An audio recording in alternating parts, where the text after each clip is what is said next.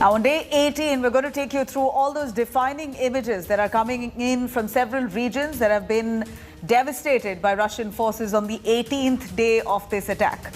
Now, due to continuous shelling, Kyiv has been completely destroyed by Russian troops. You can see on your screens here, buildings have been destroyed, cars burnt. There is no sign of livelihood. Many of them fleeing from this war-torn zones. People trying to ascertain the extent of the damage done by the invaders. Russian troops continue to target civilians. A Russian tank crushed a car with several civilians inside near Zaporizhzhia city. According to reports, 2 adults and a teenage boy were burned to death in that car.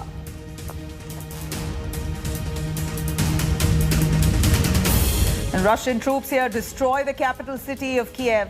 On your screens are images of horror. Bodies lying all around. Buildings and cars are in complete ruins. You can also see a charred Russian tank.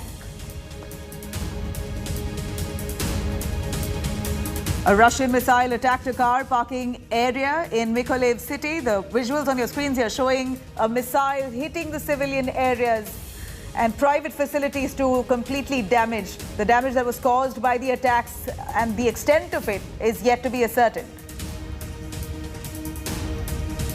And Russian air raid causes widespread damage. These visuals on your screens here are from Bishiv village on the outskirts of the capital city of Kyiv. You can see shelled buildings, burnt vehicles, debris of damaged houses that are all lying around the city now, looking like a ghost town.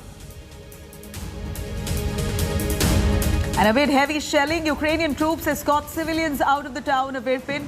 Army personnel holding guns can be seen guarding people while they're crossing a makeshift bridge, making their way into buses, awaiting to evacuate them. Yet they feel unsafe. This video here shows a tank firing on a building and setting it on fire. The Russian tank can be seen firing on residential apartment buildings in Mariupol. New images here showing the devastation inflicted on this besieged city of port city of Ukraine. Now, these images are shared by Russian Defense Ministry, which shows the Russian airborne forces landing and taking control of airfield in Ukraine. You can see paratroopers standing near a fence and aircrafts that can be seen behind the fence. And invaders cause heavy losses to the Ukrainian army. These images show damaged Ukrainian vehicles and ammunition at the outskirts of Kherson. The footage here shows burnt vehicle debris, shell cars, as well as boxes of ammunition that have all been left behind.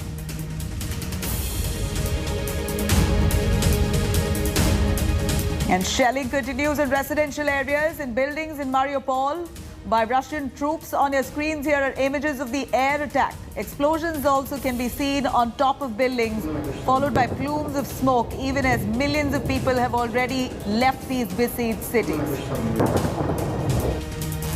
And mass destruction in Kharkiv due to overnight shelling by Russian troops. A residential building has been gutted in fire after heavy strikes by the invaders.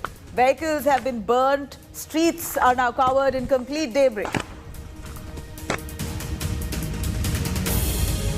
And following the Russian invasion of Ukraine, anti-war protests erupt in Finland's capital city of Helsinki. Thousands of protesters took to the streets, marched in support of Ukraine, sloganeering in support of Ukraine, many of them detained.